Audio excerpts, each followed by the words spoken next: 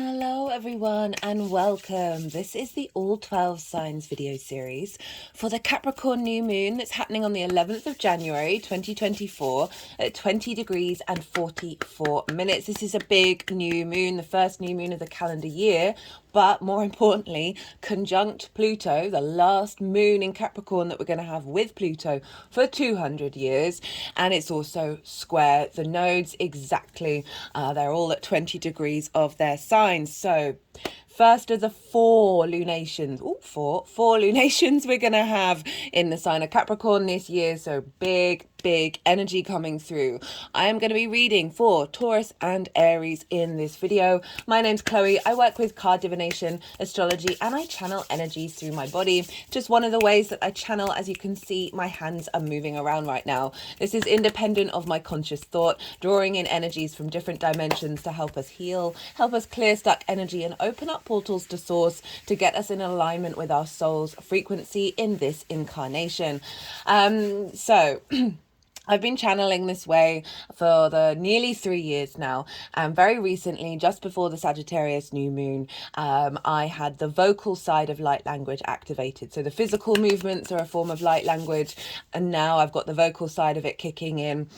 So do bear with me with that. I'm still integrating. Sometimes I'll get words that are translating what's going on, sometimes not. But whether you're conscious of what's going on, it doesn't impact the activations that are happening and the clearing that's happening.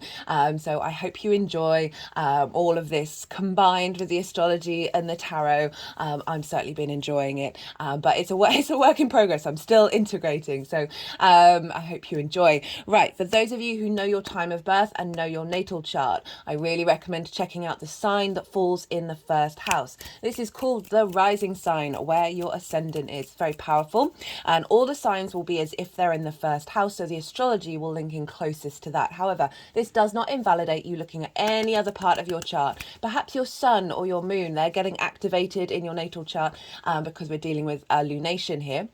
Just look to wherever that sign falls in your natal chart. Look to the house that it's in and the themes of that house, and apply those themes to the messages that come through. It's as if that sign, with everything going on in your natal chart, has now moved to the first house. So take what resonates and leave what doesn't. And I hope you enjoy the reading. Taurus rising. How you doing, Taurus? For those of you tapping into the Taurus energy and it doesn't fall in your first house in your natal chart, look to the house that it does fall in, look to the themes of that house and apply those themes to the messages that come through. It's as if that Taurus energy, with all the connotations of your natal chart, astrological points, celestial bodies, themes of house, have now all moved to the first house. So take what resonates, leave what doesn't. Right, we're doing a reading for the Capricorn New Moon, the first lunation of the year. And so this is a big one. As I said in the introduction, conjunct Pluto, square the nodes, first of 4 lunations in the sign of Capricorn. So big energy. Now, regardless of whether Capricorn is your rising sign or not, sorry, too many Capricorns. Regardless of whether Taurus is your rising sign or not, Taurus and Capricorn trine one another, your fellow earth signs. A trine is ruled by Jupiter, and it trines bring inspiration and wisdom, a deep sense of knowing and faith, a cohesion, a bringing together of things and then expanding. And with that wisdom, we can get sort of opportunities and luck and a sense of abundance come through. It's a soft, easy, free-flowing energy. It's very supportive. So you've got this beautiful new moon supporting your Taurus energy, wherever that Taurus is in your natal chart. Right, so I'm pulling cards for 3 different piles. The first pile is the energy leading up to the moon itself, the new moon. This is everything you've kind of been working on since the Capricorn full moon that happened last year in Cancer season. What journeys you've been on, what have you been releasing and uncovering and sitting with and working with and integrating. So that's the first pile. The second pile is the energy of the moon itself. Now, I work with 6-month cycles, so I really like to focus on what energy is being downloaded into your vessel that will then unfold over the next 6 months. So the baseline for pile 2 is the collective messages that came through in the collective reading. That's already live. Oh, that's already up there. And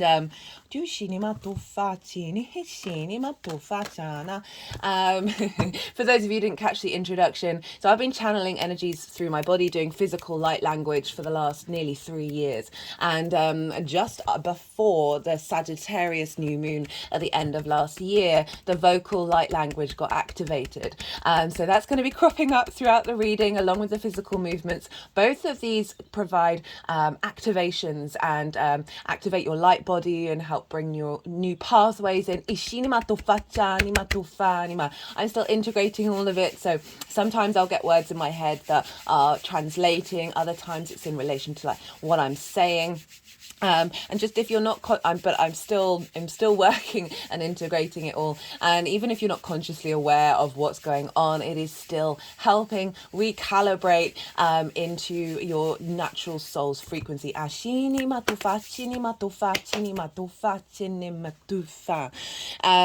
so the baseline is the what came through in the collective reading. As I said, that's already live. And that is where I get to break down the astrology in way more detail. There's a lot going on with this moon, and I don't cover that in these all 12 signs readings. I touch on it. I will touch on the astrology, but a lot of it's still in that collective reading.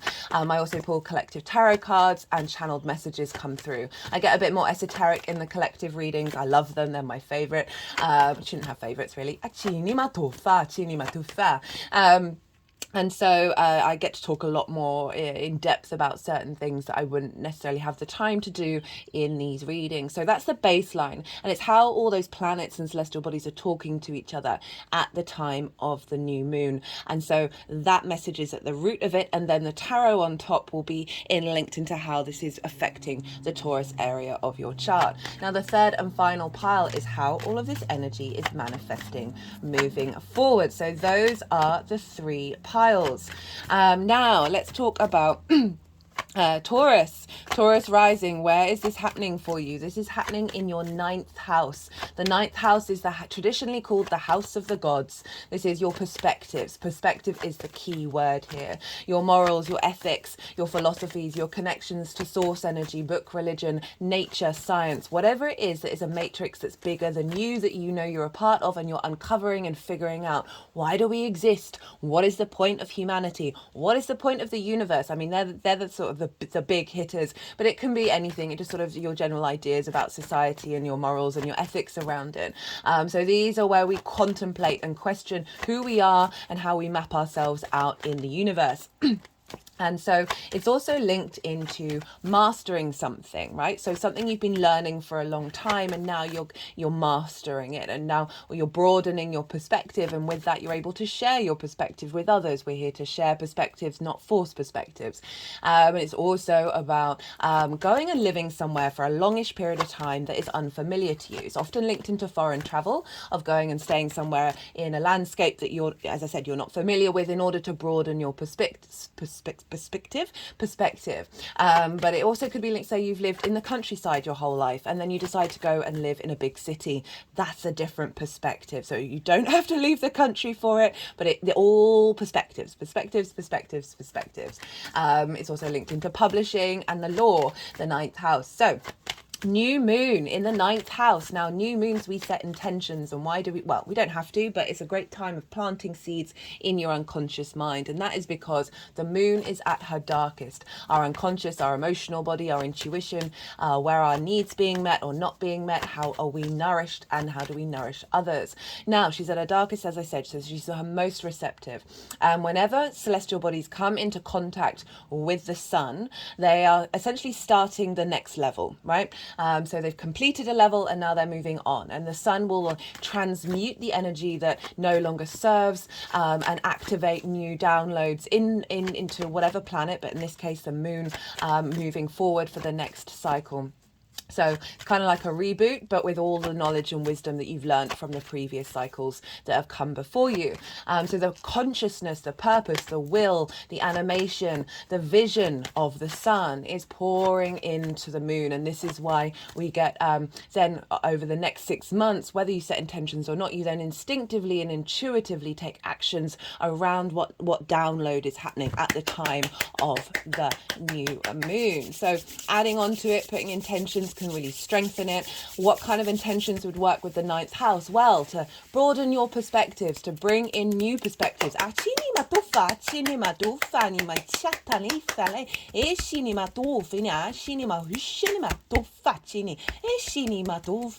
To say you've been studying something and you want to go and master it, you want to take the next level, the next course, the next or spending time putting the hours into crafting something, whatever it is that you've been have this desire to sort of refine and deepen your perspective. This can be a great new moon to set intentions around that. Perhaps you want to go and live in a different space to broaden your perspective, whether that be a foreign country or some other landscape, setting intentions to sort of take the steps to build on that, and then see the results in 6 months. Or at least for the next part of the stage. So that could be something you want to set intentions around. And just genuinely, potentially setting an intention around finding maturity around how you see yourself in the universe.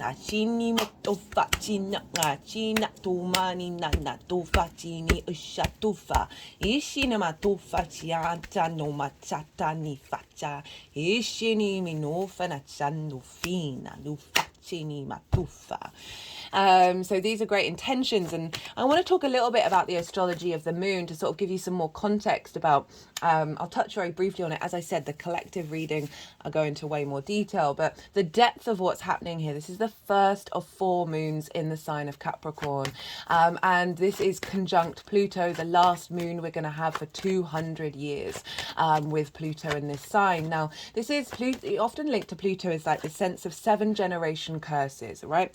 And when I say curses, I'm using it because it's an easily accessible word, but you can use the word restrictions instead. All depends. Like the way that I connect to energy, I don't often come around curses or things like that. It's how you work with that energy and moving away from something that might be a bit scary and a bit just like, oh, you've been cursed and so you're doomed forever. Well, that's nonsense, right? It's all part of a longer term cycle of many lifetimes. And the lessons we learn. So there is this element of clearing out a lot of fears and worries, a lot of intensity, a lot of elements from our past lives, our past connections to earth energy, are with Pluto, and composting and transforming that energy. And then with doing so, creating space for the wisdom of the earth to come through, the wisdom keepers of the many generations before you, whether this is on this planet or any other frequency where you've connected strongly to the earth energy, that may have felt that they haven't, the wishes of the dead haven't been released. Because Pluto is linked into the dead.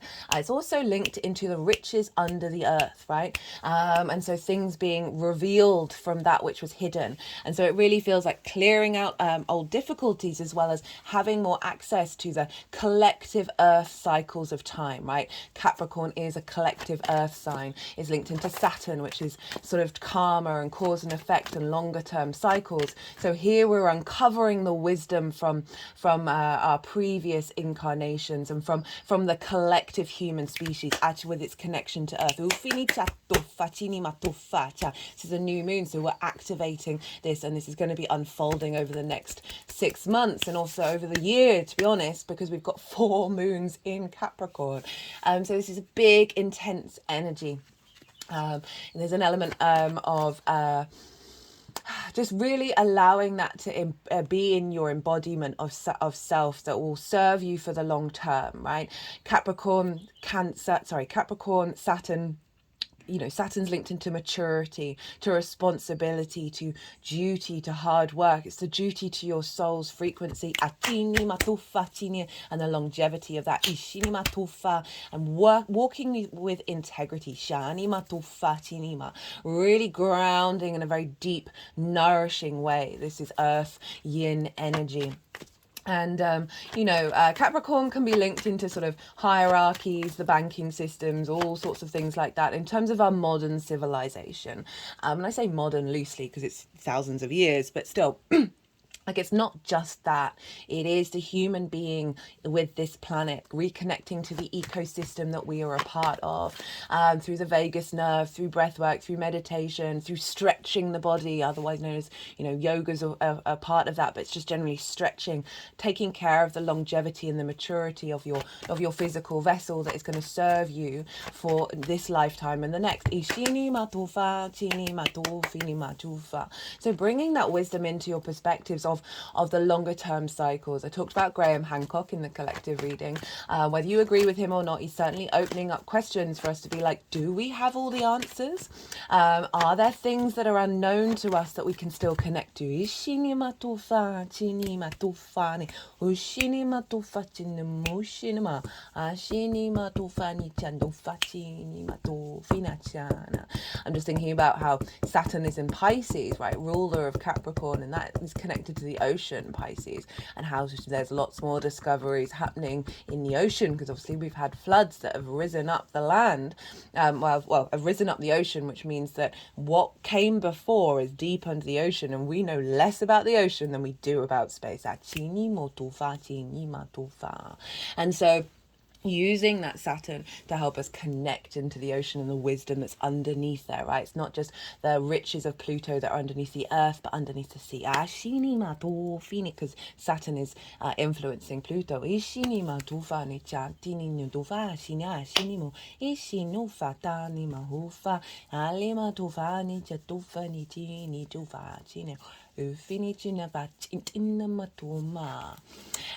So big energy. And so let's think about what else is going on. So square the nodes. The nodes are at Aries and Libra at 20 degrees with this 20-degree moon, sun and moon. And this is really significant because I've done a series on the nodal axis in Aries and Libra. It's in its own playlist if you want to go check that out. I did an all 12 sign series where it's covering the themes for the next 18 months of this eclipse cycle. In the introductions, I talk about North Node in Aries, South Node in Libra, the two combined, what's going to happen with the conjunction with Chiron. Now, when we have transits in Cancer and Capricorn, while the nodes are in Aries and Libra, it's squaring the nodes. Squares bring in manifestation, their activation. It's Mars, right? So taking action and drive, and things coming into form or activating certain things, right?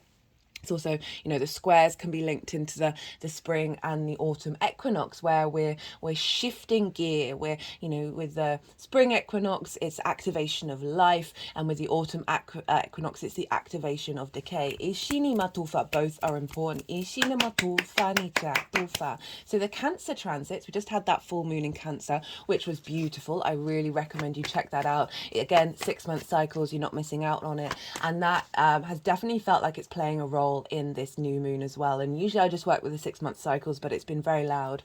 And so when we've had transits in the sign of Cancer, this is like the base, the root, what we're letting go of, what is being pulled down to then be refined, to then build up again. And the highest point is Capricorn. Where are we headed? What is the highest point we can get to? Ashini matufa chanina maufa. Ishini matufa china chini maufa china noma noma chumfa. And so this is a big energy. So Aries and Libra. Aries is asking us to be our independent selves, our autonomous selves, without kicking off conflict in every direction. And Libra is clearing away people pleasing and allowing everyone to have a space at the table with their own voice. And so you've got Aries Aries and Libra for you, Taurus. Aries is in your 12th house, your hidden house, your house of mysteries. This is where a lot of anxiety and depression and grief can be, as well as the magic of your soul, right? It's the constructs of who you are, the unconscious, not just the mind, but all the many layers of the human incarnation. And the North Node in Aries is helping you refine that, helping you strive to understand those things you may have had some difficult energies show up that you've been working with, because you've got the energy to do so. The Libra is over in your 6th house of work, health and routines, right? Refining work, refining your health, refining your routines. releasing old habits and elevating the way that you work. Now this moon is squaring that. So it's forming a T square where we have an opposition and then as two squares. And the release point of a T square is at the bottom of the T where the moon is. And so this is an activation of a union of your unconscious with your active body, right? The clearing out difficulties in your mental, in your landscape, your unconscious landscape that have been blocking you from being able to nourish yourself and be the adult in the room. Libra, work, health and routines. And this is feeding into your perspectives, giving you a higher, so this moon is activating the intentions of the nodes, of making sure your perspectives are in alignment with this new spark of spirit that's being cultivated in your 12th house, the magic underneath of that, potentially bringing in new different perspectives, as well as how you incorporate that in the way that you work.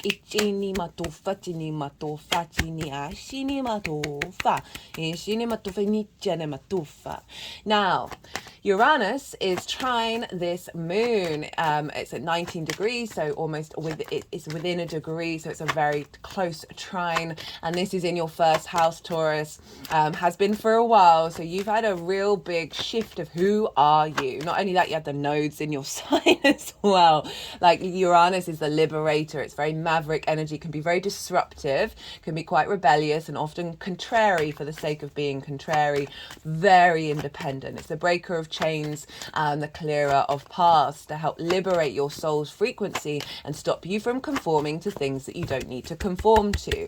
And I really love how we've got that Capricorn energy, the collective earth sign, traditional, looking to the past cycles. And then Uranus over in Taurus, like the personal earth sign of how do you embody your existence on a personal level in the 3D world. And it's very innovative, very inventive, often very forward thinking. So we've got this beautiful trine, again, an aspect of Jupiter, which I mentioned already, bringing wisdom, bringing elevation and cohesion, bringing together in order to expand. And so we've got the honoring the past and looking to the future while being present in the moment.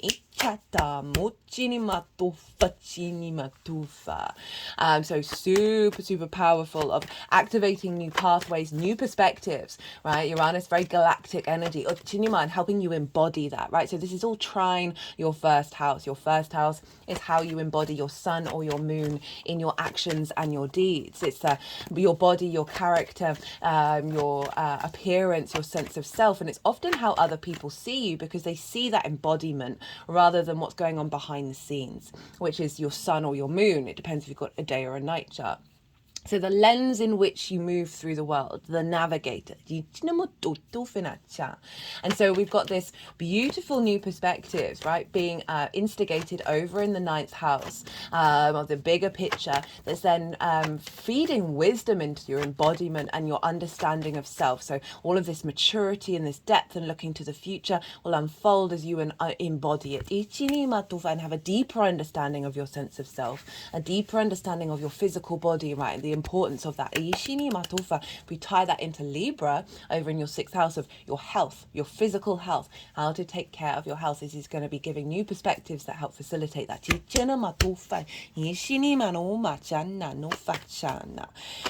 that's the overall astrology. I'm going to touch briefly on the rulership. So whatever is going on with the ruler of a sign is impacting the signs that it rules. So Saturn is impacting what's going on with Capricorn, and Saturn is over in Pisces, which for you is in your 11th house, your house of good spirits.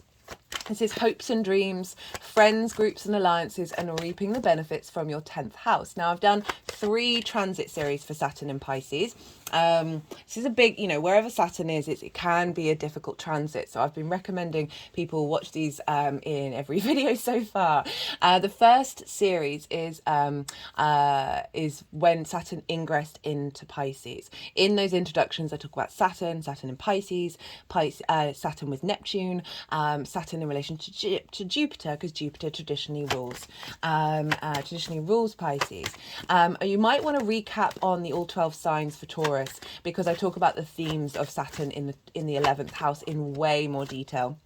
So that will give you a baseline of what's going on with these Capricorn moons just in general, because Saturn will be in Pisces the whole time. So that influence is going to be throughout the year with the Capricorn moons. And the second series was the retrograde, and the last series so far is about the direct motion, which is still live. Saturn's going to be direct until the end of June, so you want to go see that to get a deeper understanding of what's going on with Saturn. But Saturn in the 11th house is finding, so Saturn's linked into cycles, karma, responsibility, duty, due diligence. It can bring about limitations, frustrations, separations, isolations, stress testing foundations, so things can get shaky, bringing authority into your life that is questioning yours. All of those things are to help you understand your own integrity, your own commitment to your longevity and your legacy. It's a very mature planet.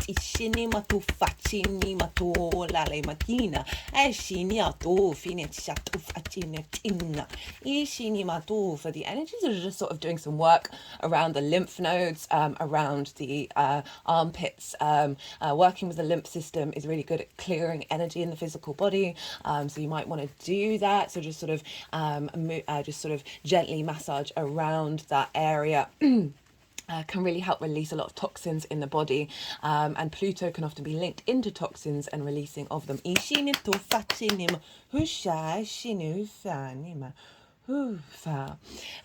So Saturn is influencing, giving a stronger sense of longevity when it comes to your hopes and your dreams. Like what actions do you need to take to really get them to work? Can often shake down dreams and hopes that aren't going to last the test of time, and that may be frustrating, but it's honestly looking out for you in the long term that's going to serve you over the next 30 years. Having more responsibility and duty with friends, groups and alliances, perhaps coming across as more mature in that area, as well as so Saturn with all of that is influencing your perspective. So Saturn's activating long-term hopes and dreams that then can influence what your perspectives are and how you look at the world, which will then have an impact on then how you take action with your hopes and your dreams, perhaps helping you know and understand that your dreams are capable of bringing into form, right?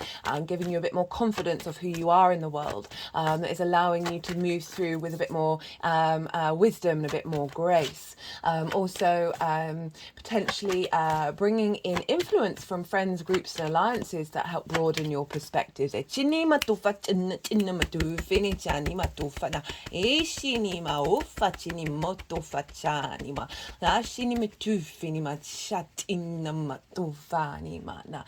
might also, with in terms of reaping the benefits from your 10th house, which is your career, life purpose.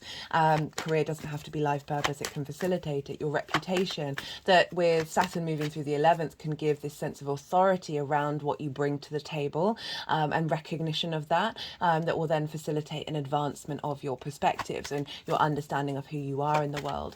There may be a sudden detour about what you want to do and who you are, because Saturn is saying, okay, well, these things that you thought you wanted aren't actually going to serve you, and more wisdom's coming through that's being uncovered, of collecting to that emotional unconscious, that's sort of opening up some pathways that is allowing you to perhaps dream bigger and have bigger perspectives than you ever have done before.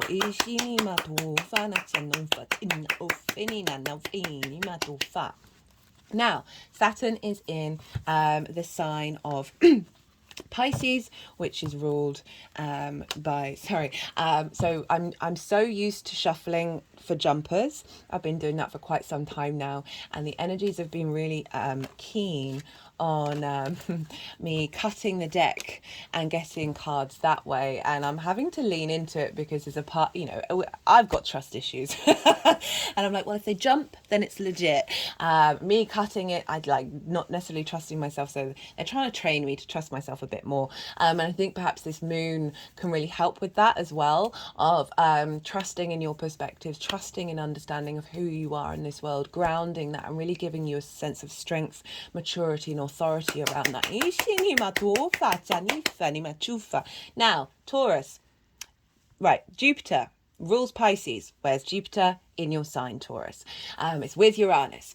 And so this sense of embodiment, this wisdom that you're getting from this Jupiter transit, I've also done a Jupiter transit. It was just for the initial direct motion, but because if Taurus is your rising sign, you might want to go check that out, because I do talk about the themes that are playing out over until May, that are still relevant, even though it was just for the first half of the direct motion. We've had Jupiter retrograde since the beginning of September till the end of this year. So that sense of wisdom, that expansion, that generosity, that joviality, sense of luck and opportunities in your embodiment, in your understanding of yourself, was retrograde. And so you were potentially questioning, who am I?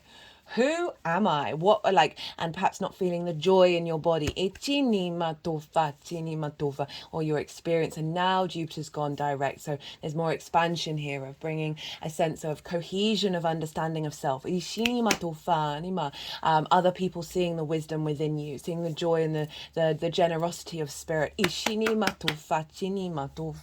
Jupiter in the first, influencing Saturn in relation to this perspective, is providing sort of a launch pad for Saturn, because of the confidence that Jupiter is initiating in your first house, is allowing you to then hope and dream in a different way. That's then broadening your perspectives and elevating that. Again, that could be about moving somewhere. That could be about learning something of, what do you want? What does the self want?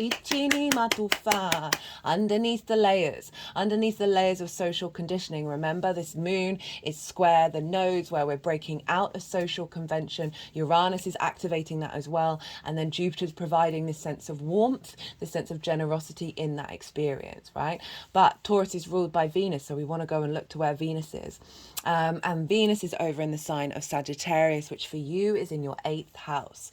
This is the house of transformation. This is about the outside world's resources and the give and take between you and the outside world.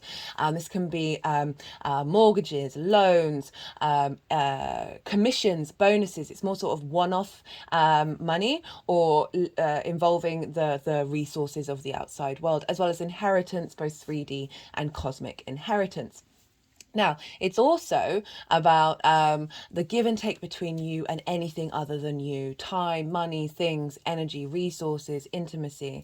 And so often we can have codependency here. We can have giving too much, taking too much, feeling left out in the cold, not feeling supported. These are kind of like the shadow sides of the 8th house that can really show up, that we're here to clear out and move through and step into, away from a space of conflict and fear and competition, and into a space of abundance. It's a very magical house. The psychic, very famous psychic Edgar Cayce had a stellium of planets in the 8th house, are therefore able to use the resources of the universe, right? It's not just of planet Earth, it's the universe source energy, how your relationship dynamics show up with other people and other beings and other entities and energies.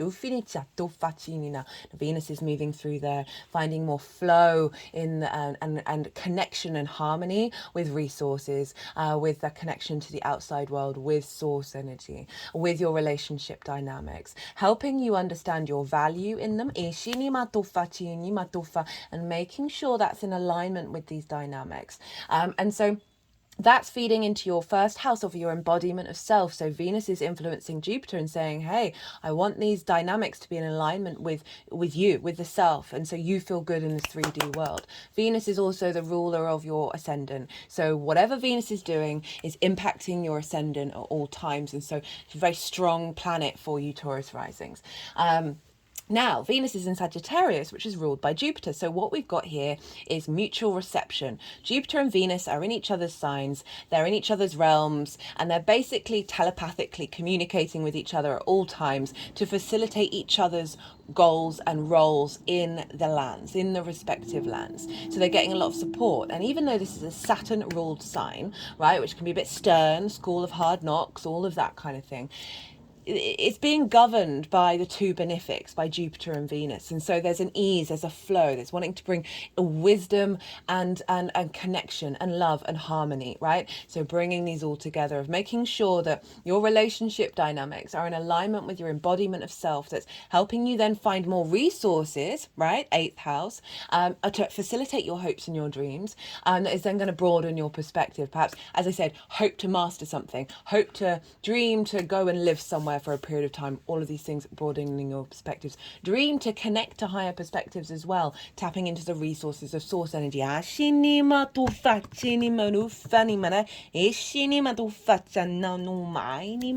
just sort of tapping over the third eye at the moment, and now over the heart chakra.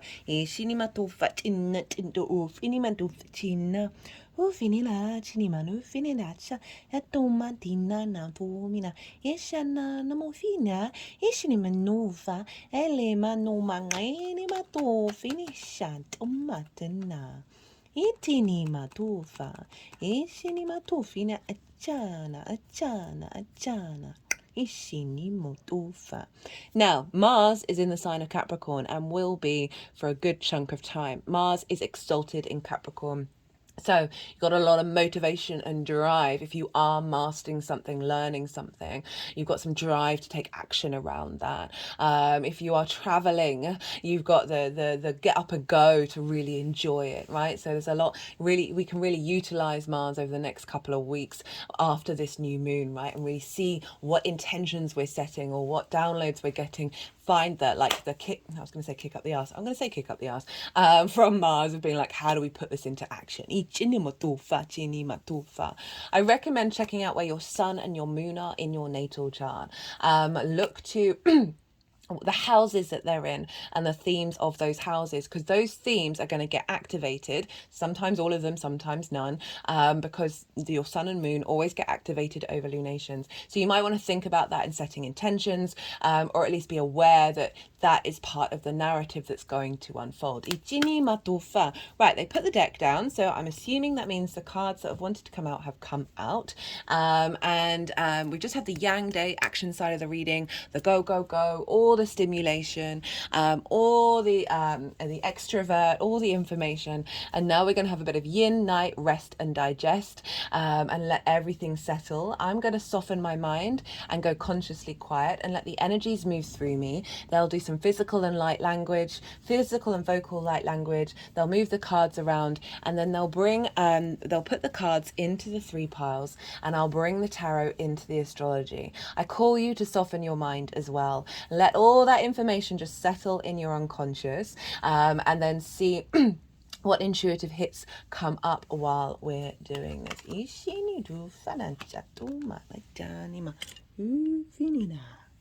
Ufachani matuma anima ufini tufina ishini matana ufa ufini matufa etanenanelama ichini nitufane etta netamoni makana anino makini ufintini mashuni matufa ishini matufani na tina nina monoma ini manuma ina cheni matufatina ishina manufini na shini na tufini ichini no chuna matuf and anama tuma chano chini ituna chino nema chino numa ituna tinema itu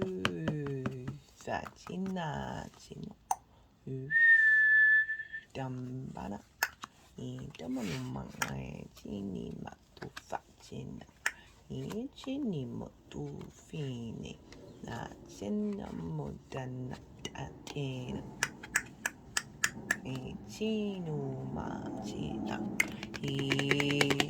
chato fachina dum manutanita Dina Chena Chini Mutufani Dakini no Fini China no Fini Chini Matu Ishino Fachana Chino Ufina Chana no Minda Chinan Ichan Upa China China Mochini Matufa Ichino Mina Nina Nandufe Chini Matumina Ichina Nitu Fine Chana Titni Chinina Etufin China Machina Lila Fortini Malachini Matufa Chino Tunama China China Matufina Chini Manduf China Tufshana Estantum Cinema Cinema Chini Minima Cinema Utinama Chini Menufa Chinino Chinama Chana Chi of Chino Chen or Chana in the of Sufini Chat. It shot no chin no china chat chinimo chin cinema tu fatina finima tu finita tenenatu cinima cenenata Ifenima tu milachanino cinima cinimo fanacha Ufinima tu manilacina Itinina tu facina Ishinima tu faninana Ichinima tu facinima Ufanatanata Ufanatanatina tu fini Adana Ajanino mina Chinima tu venina Ichinama tu fa All right, Taurus. That was that was actually really beautiful to channel. They were doing some work with the oracle cards, and I forgot to mention. So I always pull oracle cards before I do a transit series, and there'll be a separate oracle card reading after I finish this series. And it's quite a powerful message. There's a lot of clearing out of stuck energy and activating a real strength of character, connecting to Mother Earth. That is also very galactic, because we towards the end we've got the Arcturian light codes and the Sirius star blessing, as well as that of the Earth. This card actually showed up in the Capricorn full moon last year, so that was wild that showed up again. And the reason why I'm bringing it up, I haven't really mentioned that in much detail in any of the other readings, is because it really felt like it was especially it's showing up in the tarot as well, a unification of the earth and the galactic energy that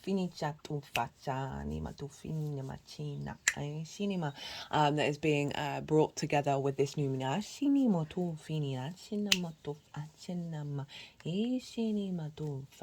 Right, so we have for the lead up to this new moon, got quite a few cards. We've got the 10 of Wands, the 5 of Cups, with the 8 of Cups, Tower in reverse, Queen of Swords, 6 of Swords. Love this message. Right, probably been difficult though. It's been like this for a lot of I think there's only one sign that had not as difficult energy compared to everybody else. Not surprising, Pluto in Capricorn, end of a cycle, big stuff, big intense stuff coming up, big karmic clearing coming up here. So we got the 10 of Wands. This has been showing up quite a lot. And this is a sense of burden, a sense of heaviness. And work and having lots to do isn't a bad thing. It's our perspective of it, right? For me, this card is very much about perspectives. There's also so much strength in this character of being able to do this and keep going. But they're hunched over. They're not seeing that the beautiful flowers or the lovely day or that they're nearly home. And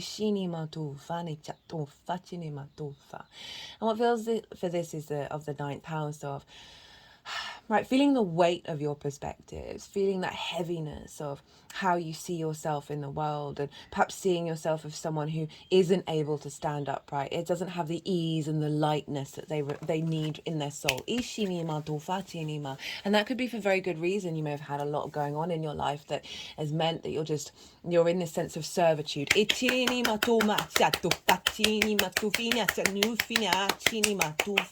know, the beast of burden. You think of Taurus, the bull. Traditionally, cattle was that which what helped farmers be able to do more work and make more vegetables and wheat and all of that. That there was, if it wasn't for cattle and yoking cattle together, we wouldn't have progressed as a society. So there's an element of your nature, Taurus, that is holding that. And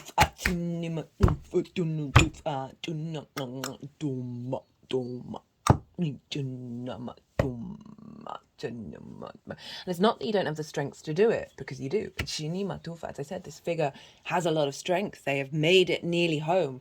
They've gone on a long journey. Sorry for that strange noise. Sometimes energy just comes right out of my mouth. Big clearing usually happening when that's happening.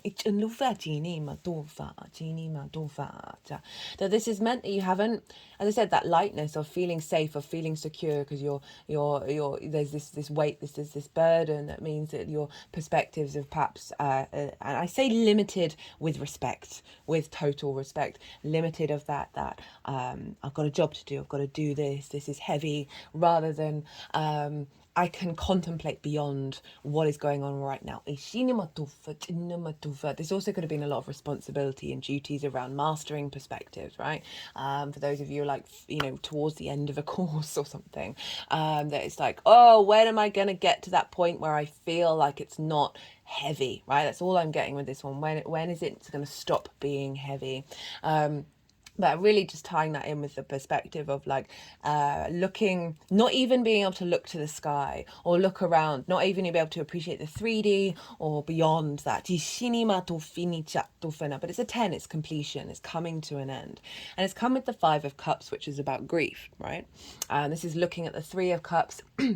That sense of flow, abundance, being with like-minded perspectives from people, a sense of generosity and joy and celebration. And this figure is looking at those cups and saying, well, that's not in my life right now. So with this burden energy, it's kind of like, are you in not being able to be in flow, right? Not being able to connect to those perspectives and bring them into the 3D realm.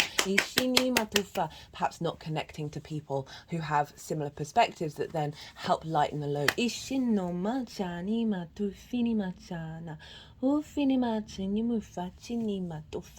I'm getting this feeling of isolation.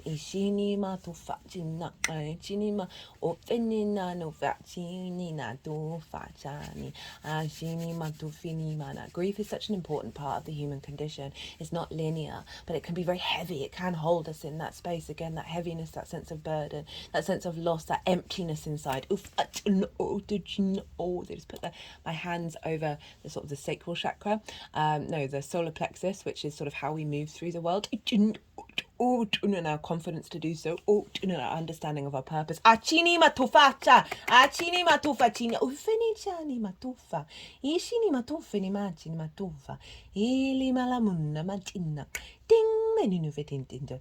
Ufeni matufa ni matufa. I hope you can see what I'm doing. They sort of use the guitar strings, the frequency, to go into that 3 of Cups, and then bring and then they went ding, which has never happened before, sort of releasing, reactivating, and then bringing the 2 of Cups into your third eye. Ishini mato finite, and that 2 of Cups represents union with you and your perspectives, you and the universe. Ishini mahasha ofani mato fini machina. We got it with the 8 of Cups. So this is saying that you've acknowledged these energies showing up, right? You've seen that these aren't working. They serve a purpose, but to a point, and you want to go beyond that. So the 8 of Cups is about leaving something comfortable. For some of you, this might be you leaving an area that you live and going and living somewhere else because you want to broaden your perspective. But they're on an energetic level, right? These cups are upright, so they represent something that is good, right? That is full, that's abundant, right? That feels good. Now, your unconscious desires, your trauma responses, your limiting beliefs that form your perspectives, right? The labyrinth in which our soul tries to navigate all the collective conditioning, parental conditioning, stuff that's happened to you, past life stuff, ancestor stuff. All of that forms unconscious habits based on a lack of emotional needs being met that distort your perspectives, right? So they feel comfortable to your vessel, to your mind, and then you enact them, but they are not helpful, right? It's a difficult thing to be able to navigate away from those deeply unconscious spaces.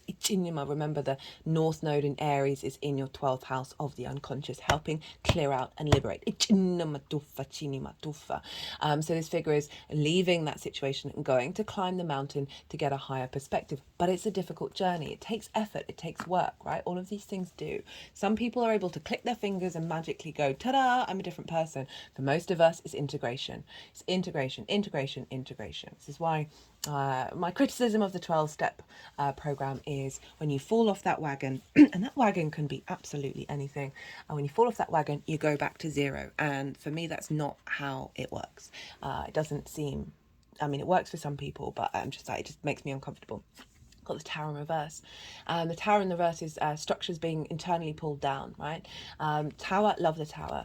So you see here the top of the tower is being pulled down, but the foundational structure is still there. So remember, Saturn is very good. So this is kind of like the reverse of Saturn. So Saturn's at the bottom, like stress testing these foundations. Mars and Uranus are at the top of just sort of knocking things down in order to create space. They're all in it together, guys. They are fully in cahoots, the whole solar system. Right, so it's in reverse, and often this can mean those things. The Tower moment has passed, right? But the first thing that came into my mind, and that's what I try and lead on, is that these are internal things being pulled down, internal perspectives.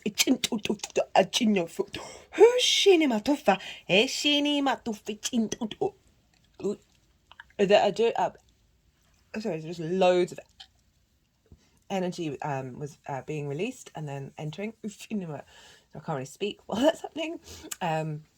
That because of this Eight of Cups, this has been okay, right? You've been able to be like, right, I've made this decision to find this higher perspective, and when I do that, things fall away. Of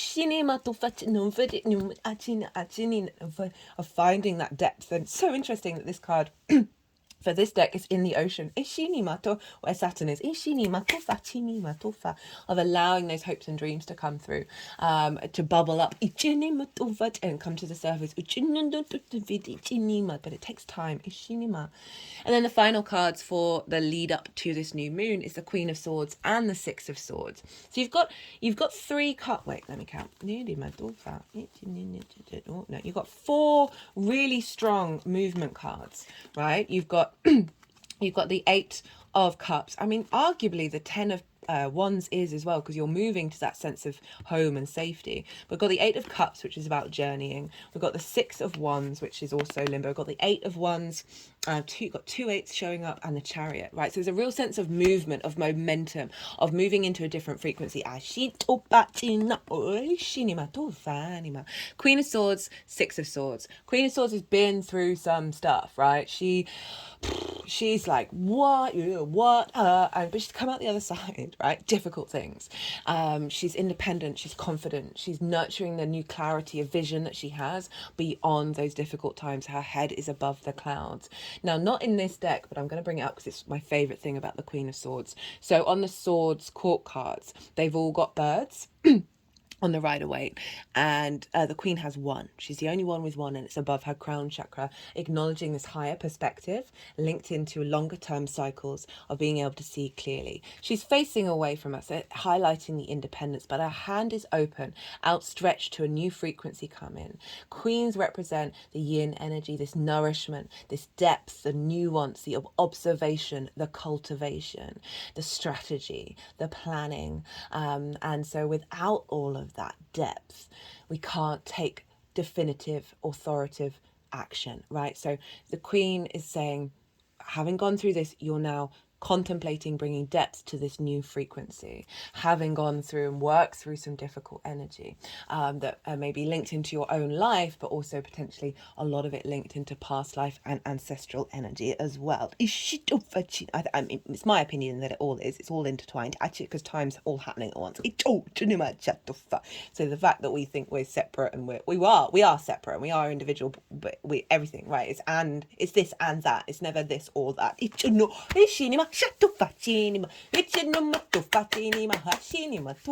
Right, Six of Swords. It's about going on a journey. Sixes are very protected. So I love that this is the crowning card of going through all of that you are protected. This figure is being transported to new land, right? Coming from difficult times shown by the rocky waves to still calm waters. And there's a rainbow after the storm, right?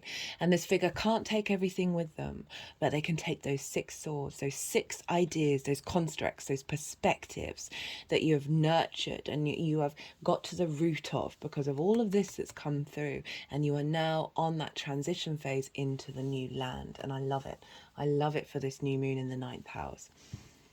Right, speaking of the new moon, look at all that major arcana. So the download in the moon itself, we got Devil, Capricorn energy. We've got the Star card, Aquarius. These both showed up in the collective reading. I kept talking about Aquarius, and I was like, why do I keep talking about Aquarius? This is a Capricorn moon. But Pluto's going on to the next stage, right, of going into Aquarius at the end of the month, just as Mercury moves beyond its retrograde cycle on the same day that the Sun also moves into Aquarius. I love astrology so much. It just gives me thrills. Right. So the Devil, the Star, the 8 of Wands, and the High Priestess crowning it, right? So the Devil, what I'm getting here is a release. This is the energy download into your vessel that will unfold over the next 6 months. What I'm getting is strength and power. The devil was co-opted. The imagery of the devil was taken from a lot of pagan traditions, a lot of fertility rites, Pan, and there are the horn god. And this was all linked into the masculine energy of fertility on this planet. It's a powerful, beautiful energy, and it's got distorted for its own purpose into the devil, but what I'm reading from it is that energy, is that connection to source, that connection to creation energy, the wisdom of that predates there certain ideology now. It's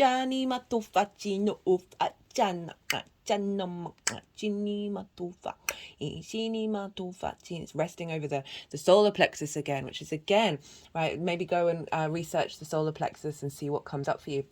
But it is that thing that is pushing us out into the world of like, how do we want to be in the world? What do we want to do? Our purpose, right?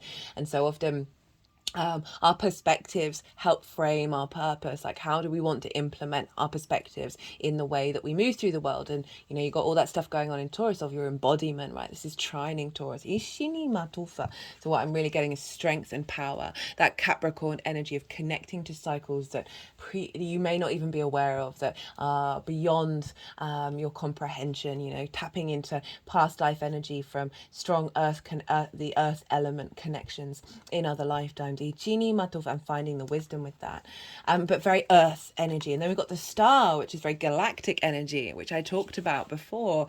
Like, the Star is about being able to hope and dream again, you know, Saturn in the 11th, and this is also about deep healing as well, of knowing yourself.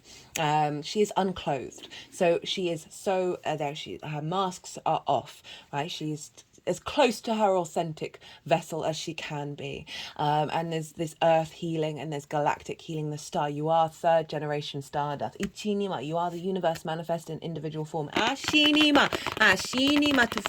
deeply knowing that for the long term, right? Sometimes we can say that but not really be able to connect to it, and I feel like that's activating a real knowing within your core, giving you strength and exploration and curiosity in these difficult times. If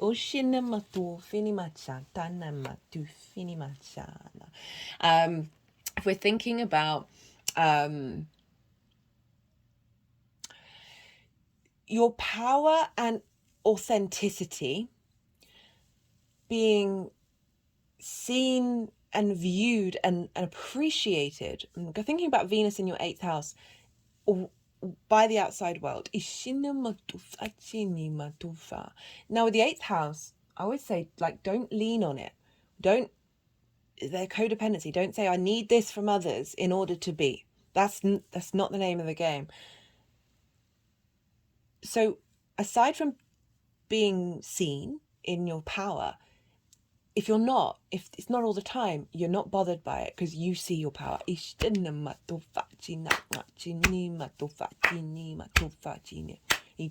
you're going to do what you need to do. And you're going to enjoy it. And you're going to embody it.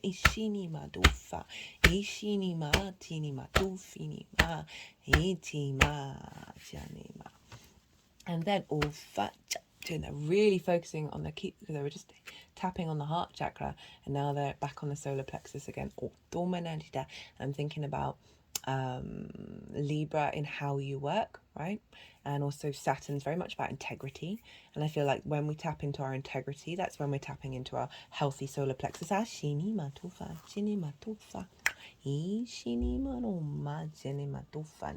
Remember, Pluto is moving into your 10th house, squaring your Taurus energy, activating transformation around your visibility, your reputation, your career, your life purpose.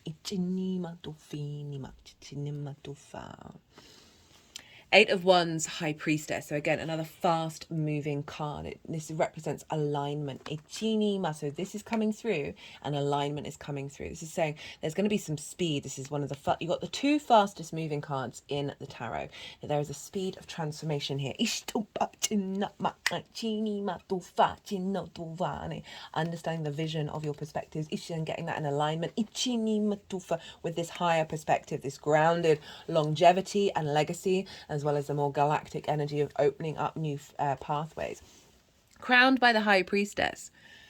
Now, this is about knowing your own power. She draws towards her that which she needs, right? I see her as her higher self manifest in physical form, right? Our higher selves draw towards the situations that our soul signed up for and wants to experience. But sometimes that gets distorted through those layers of the labyrinth that our soul is expressing itself through all those things that I listed earlier. And the High Priestess helps us clear that labyrinth.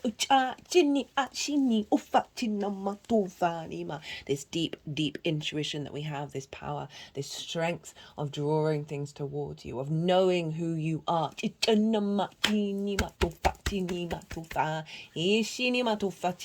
So with this depth of perspectives that are coming in, this is giving you a bit more faith and a bit more confidence, right? Jupiter over in your 1st house, of facilitating your hopes and your dreams without needing to overplan, overfigure things out. Yeah, do that. Do what your intuition is telling you to do, right? A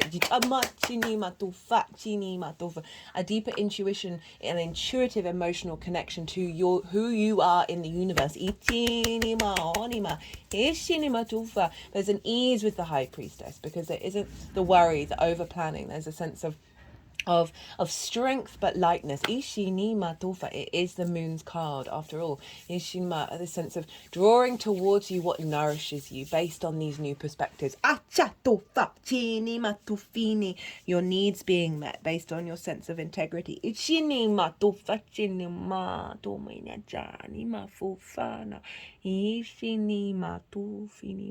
My hands are just over my eyes at the moment. And up to the 3rd eye.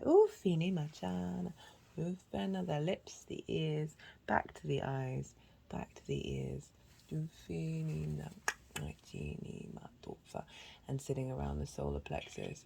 And then sort of like my hands are over the sort of the gut area, which is where our intuition is. So like really establishing the wisdom in from all the things I said before, the collective past earth energy as well as ancestral energy into your gut, into your ability to see the longer term picture via your intuition, and take action on that facilitates your hopes and your dreams. And understand what resources will work for where you want to be headed.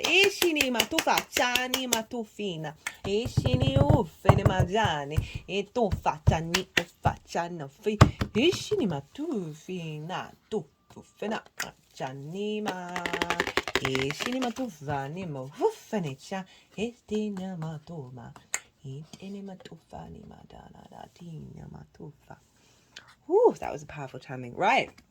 Final two cards. How all of this is manifesting moving forwards. Got the Queen of Cups and the Chariot. Both Cancerian cards. So Cancer for you, Taurus rising, is in your third house of the house of the goddess. This is where we bring those big picture philosophies into our day to day, right? Bringing meaning into our day to day.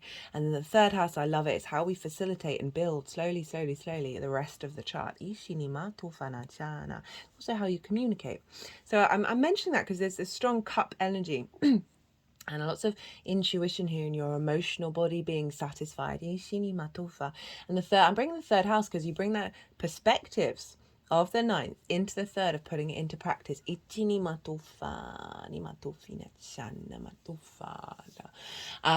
if we just talk about the cards and don't think about the third house, Queen of Cups, right? She is sitting by the ocean. There isn't a wave on the sea. There isn't a cloud in the sky. She can see really far. It's about perspective, right?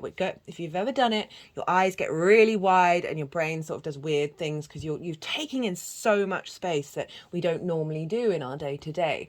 And she can see into the future. She's very psychic, very nourishing, very nurturing, very much tapped into her intuition. She's sort of like the active principle of the High Priestess, and she is serene. I always get the word serene when I think of the Queen of Cups, of seeing into that future and knowing intuitively what to nourish and nurture in the present moment, and not being worried and not being in a fear state, not that 10 of Wands or that 5 of Cups of the grief and the burden. We're moving beyond that, and there's a softness coming in of just feeling a little bit more ease and a little bit more grace. And it's come with the Chariot, also heightening your psychic skills, your intuition, deepening and nourishing your perspectives from that kind of energy. We've got the Chariot. This is about victory. This is moving in through the world based on your perspectives. This reincarnation of perspectives.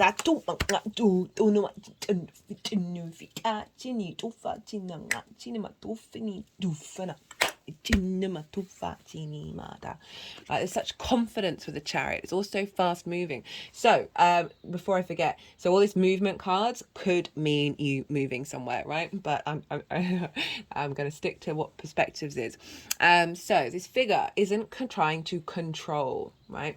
The reins, they don't have any reins. They're not trying to control the Chariot of where they're going. They have all the resources they need. You have all the different perspectives that you need in order to move through this world with victory, with confidence. Got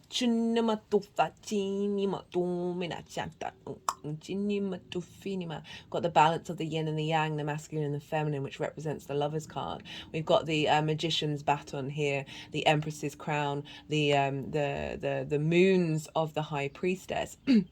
And so all along with astrological symbols and stars in the canopy of like knowing who you are in relationship to everything else, and knowing that you are a part of it, and with that comes confidence and the sense of being able to move through the world, and despite maybe things not necessarily going exactly how you want them to, but the confidence and the wisdom to embody it and keep being you. Just cut the deck and got energy and flow. This is from the First Light Tarot. And justice. So this is saying moving away from those blockages that felt really stagnant, that 10 of Wands and that 5 of Cups, and heaviness, to energy and flow, to this lightness, to this ease, and really in touch with your ability to move through the world. We've got justice, decisions, evidence, thinking, verdicts. It's focusing on thinking, new ways of thinking, coming into balance. Seeing things clearly with all that sword energy of both with empathy, compassion, and fairness. Of being able to see yourself in the world with perspective. And I'm going to do one more. We've got the Empress, you've got your Venus, we've got the ruler of your Taurus energy, development, growth, abundance, productivity. They're focusing on the word growth, that you've gone through a big stage of growth, and now we are moving into a level of feeling good in the 3D world, right? The Empress wants you to feel good. There's a sense of fertility, of abundance, of nurturing, of growth. Shinima, shinima, tu fini, tu fa, shinima. In the 3D world that is now more in balance and more the lightness, right? Rather than that heaviness. Ishinimo, tu fa, shinima, nimo. Right, let's get some final cards. Oh, shinima.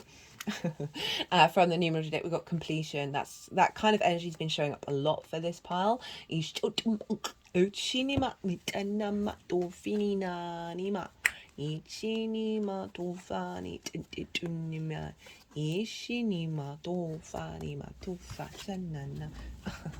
And karmic completion.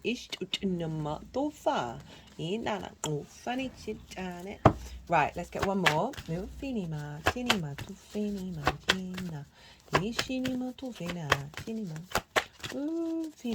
Fun and individuality.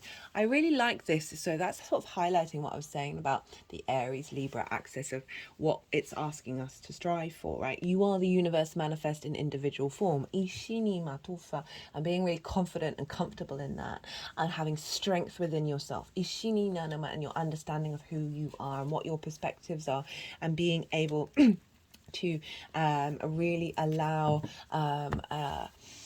your soul energy to fly free. And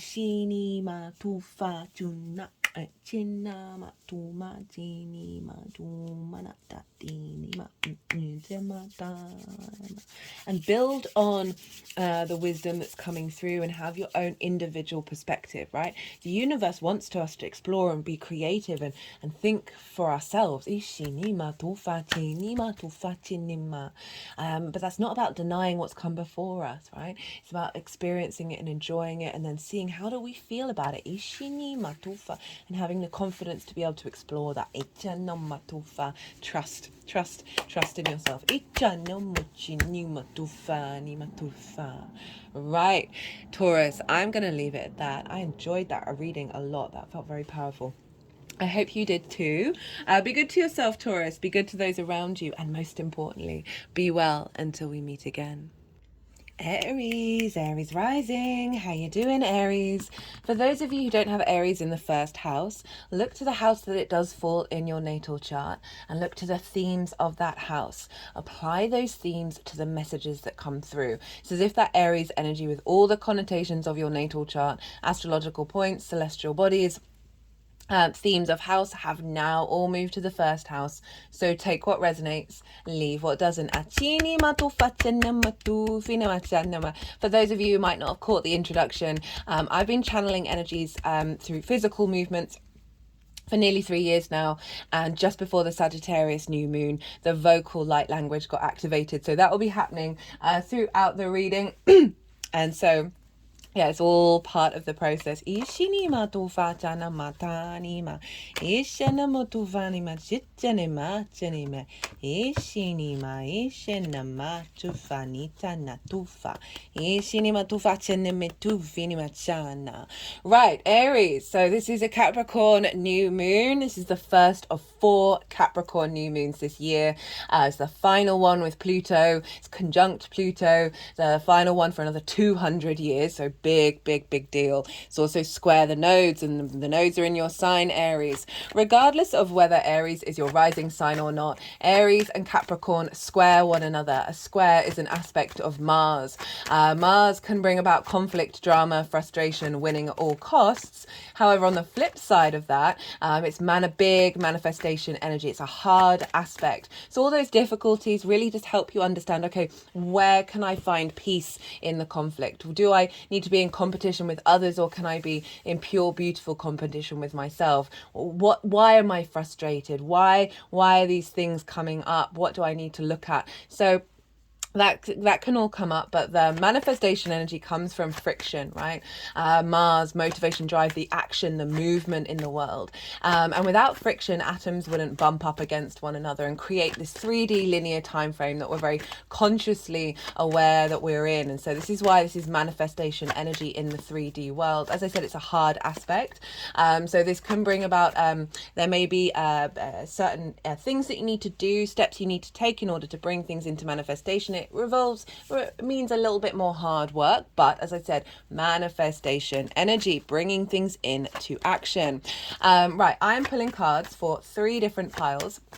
The first pile is the lead up to this new moon, and this is from the Capricorn full moon in Cancer season that we had last year. What have you been working with? What have you been uncovering, integrating in the lead up to this new moon? The second pile is the energy of the moon itself. As I said, I work with 6-month cycles, so if you're watching this after the event, you are not missing out on the messages coming through.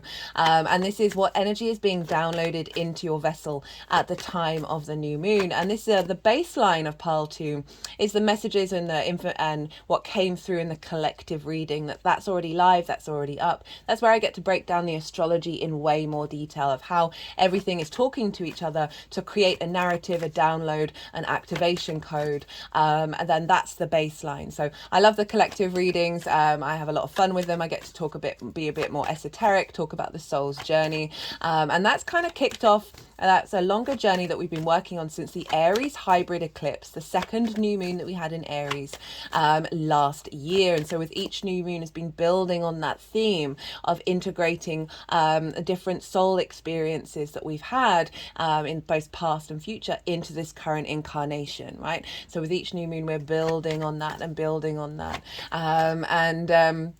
So I also pulled collective tarot cards. As I said, channeled messages came through. I've also got these oracle cards here. There will be a separate oracle card reading after I finish this series, and it's been really, the cards are really beautiful. It's very earth energy, very grounded, but also very galactic for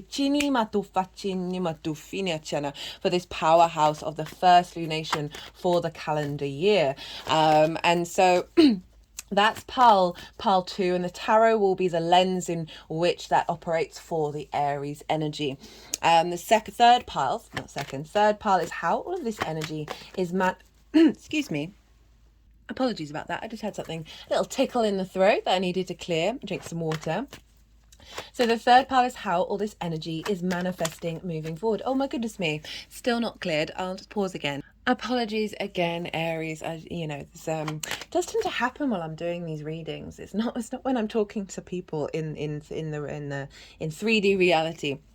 Right, so this is a new moon, and this is a great time to set intentions, to add on to the frequency that's coming through. And why is that? Well, the moon is at her darkest, her most receptive, and this is our unconscious space, our intuition, our emotional body. How are our needs being met or not being met? And how do we nourish ourselves and others? And whenever celestial bodies come in contact with the sun, it's as if they're activating a new level.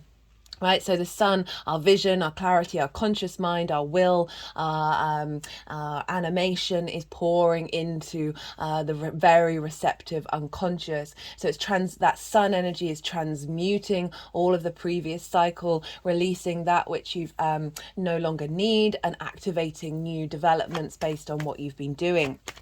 And so this is, as I said, great time to plant seeds in the unconscious. Now, Aries rising, where is this happening for you? What kind of intentions can be done with this lunation? Oh, hello. Hello, Saturn. I've got the World card. This is in your 10th house. This is an angular house. Angular houses are 1st, 4th, 7th, and 10th. These are very pivotal points in your natal chart. They mark the foundational cross mark in order for the rest to flourish. So it's a very, very pivotal moon for you in your 10th house of life purpose. This is the most visible part of the chart. It's also linked into your career. Your career can be your life purpose, but it can just facilitate your life purpose as well. well. It's your reputation and how the big outside world sees you, as well as like bosses, right? That which, you know, is at the height of something. And so this is a great time to set intentions, new moon, a new activation of where are you headed? What are you being guided towards? What is your life purpose? Maybe setting intentions around discovering a deeper level around that. Around your career, activating a new level of your career. And how to bring that into the forefront, right? Your visibility, perhaps working on visibility and being seen more, activating a maturity around your reputation.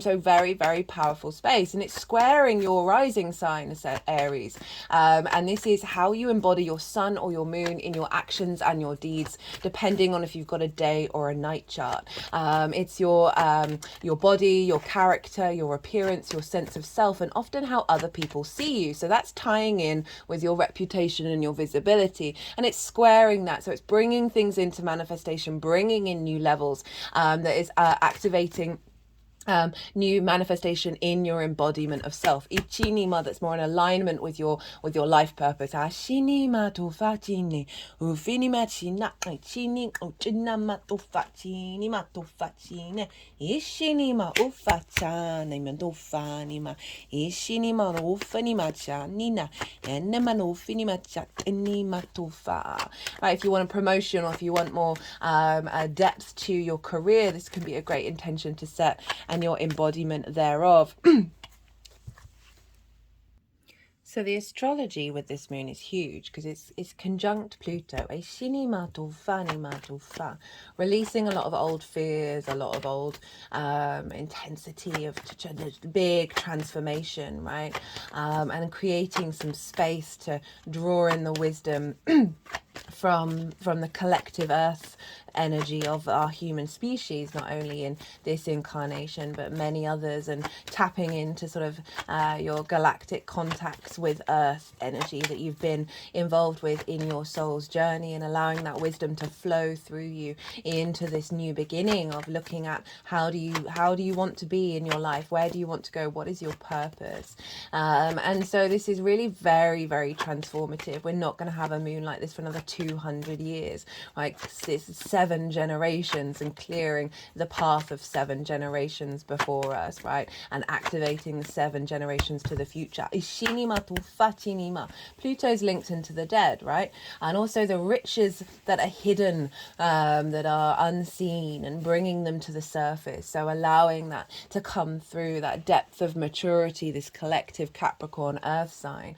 Very, it's the longer cycles of time, the sense of legacy, rather than the immediacy. So it's really giving you some solid strength of wisdom that is acknowledging the wisdom from before, and then opening up new pathways, because it's also trine Uranus, and Uranus is over in Taurus, which for you is in your 2nd house of how do you value yourself, right? The resources that you have, the skills and tools that you have in order to manifest in the world, and how do you care about yourself, like, and making sure that you're liberated from old form patterns that have been blocking your skills and your resources in order to bring in regular money and manifest in the world, as well as breaking free of limitations around how you view yourself and how you value yourself. That's it, providing this trine to the moon, providing wisdom and elevation, is allowing you to then have perhaps more vision and clarity around what it is and where you're headed moving forwards, right? Of like a higher level of more galactic energy, right? Uranus is very inventive. It breaks tradition. It is looking to the future, and so we've got this energy of the wisdom of the tradition, but also bringing in new pathways with Uranus. We also have the square to the nodes, Aries, and this is very big for you because you've got the North Node in your sign and the South Node opposite, and so I've done a nodal transit transit series, which covers the overall theme for the whole eclipse season in your sign, and that's in its own playlist. It's really easily accessible. In the introductions I talk about the North Node in Aries, South Node in Libra, the two combined, and with whatever Aries placements you've got, that would be a really good one to go and watch to have a deeper understanding about what's showing up for this eclipse cycle for you. And this is in your first house, so this moon is squaring the North Node in your first house, and that Aries energy is wanting us to be autonomous and independent, but not causing conflict all the time, not that sort of martial outward yang energy of Aries. And the Libra is calling to move away from people pleasing while still providing a safe space for people to be in socially, right? And elevating that. And that's in your 7th house of one-to-one relationships. So a refinement, a releasing of old habits, and a refining of your relationship dynamics, and this and a striving for a deeper sense of self is all feeding into this moon. So when we have transits with this eclipse cycle, when we have transits in Cancer and transits in Capricorn, these are activating by square, everything that I was talking about at the beginning, what the eclipse cycle is calling us to do. And so where we've got transits in Cancer, we just had that full moon in Cancer over in your 4th house. If you haven't seen that, I do recommend it. As I said, I work with 6-month cycles, and the energy of that moon seems to be coming in very strongly with this new moon as well. And so wherever we have transits in Cancer, this is like the bottom, right? This is the release point, that which has been pulled down and then transformed and refined. And the Capricorn energy is the peak, right? What are we raising up? Where are we headed? And it's a T-square. And so we've got the sun, we've got the North and South node, and then we've got the sun and the moon here. And the release point of the T-square is at the bottom of the T. So this new moon is the release point, the activation of this nodal cycle, right? It's the first of many that are going to be building and building and building. So we're seeing this manifestation of yourself and other, and getting those dynamics in alignment that is then facilitating a greater vision of where you're headed and what you're doing. So that might be through the act of collaboration, or bringing in a stronger connection with source energy, which comes in the 7th house, into your understanding of your longer term soul vision. So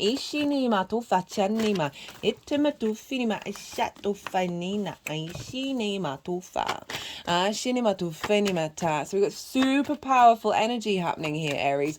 Very cardinal in nature, very instigating, activating leadership energy clocking in. And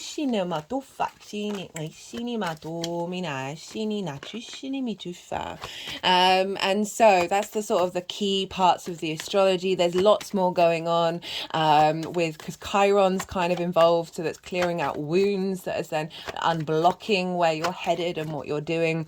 Break that all down in way more detail in the collective reading.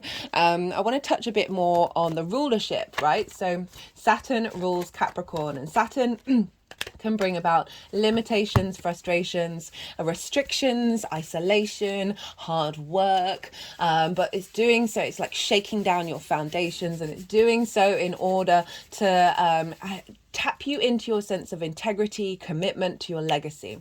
And Saturn rules Capricorn. So wherever Saturn is influencing what's going on in Capricorn. And Saturn for you is in your 12th house. Saturn loves being in the 12th house. It's its favorite place to be. And so we've got this, and I've done 3 transit series with this one, and so they're all in its own playlist. You might want to check out if you haven't already, you might want to check out the first one. In the introductions, I talk about Saturn in Pisces, Saturn with Neptune, Saturn in relationship to Jupiter, because Jupiter traditionally rules Pisces. And you might want to re-listen or newly listen to the Aries all 12 signs in that series, even though it's after the event, because it was sort of the ingress of Saturn. But I talk about the themes of Saturn in the 12th in way more detail. So that will bring deeper knowledge and understanding about what this powerful moon's all about for you. Second series was the retrograde. Third series is what's live now, is Saturn going direct. So Saturn in the 12th. Really loves being there, and wants to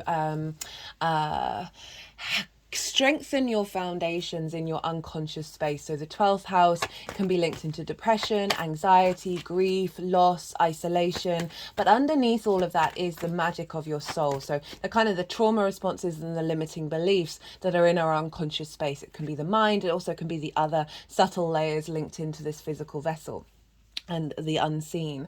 And so we navigate those when we've got things moving through the 12th house. It can be a very heavy house, but Saturn's giving you a sense of duty and responsibility of clearing out the clutter and helping you tap into your magic that serves your legacy, right? A commitment to self, a commitment to understanding yourself and having the responsibility around doing so. You might have found yourself going into therapy, right? Where that can be a theme with Saturn moving through the 12th of really looking into understanding who you are and why, right? And so Saturn is, the 12th house is influencing the 10th. And so Saturn is helping navigate old wounds around lack of visibility, lack of authority when it comes to understanding where you're headed and what you're doing, as well as giving you the commitment to your magic that's then feeding again into that legacy of your soul's journey. Oh, this deck's been very playful right now.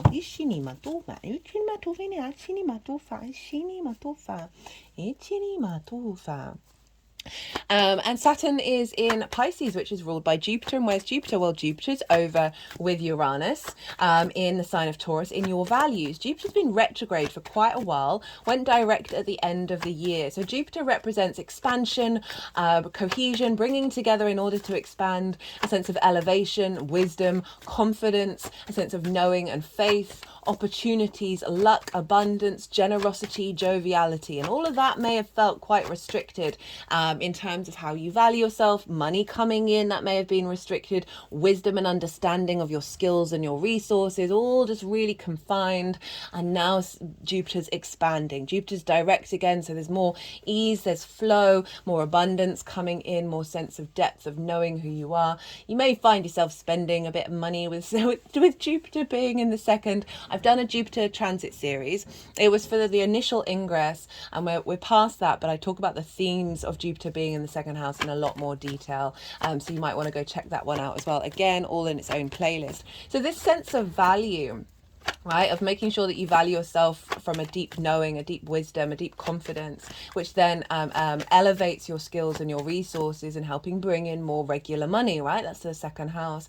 And this is influencing the 12th, of clearing out restrictions around those limitations, of making sure perhaps harnessing the skills of your soul energy that is being influenced in your skills and your resources, that's then taking you to the 10th house of where you're headed. So a lot of elevation in the direction of where you're going, along with Uranus of helping liberate certain things and bring in different pathways and understandings and different resources and skills that are perhaps beyond what you've contemplated, having cleared out a lot of heavy energy around that Capricorn Pluto transit since 2008 and moving into a fresher new start. Pluto is going to be moving into the sign of Aquarius. I think it's either on the 20th or the 21st of January, depending on where you live, at the same time as Mercury moving out of its retrograde cycle and the sun moving into Aquarius. So big shift of energy happening after this moon.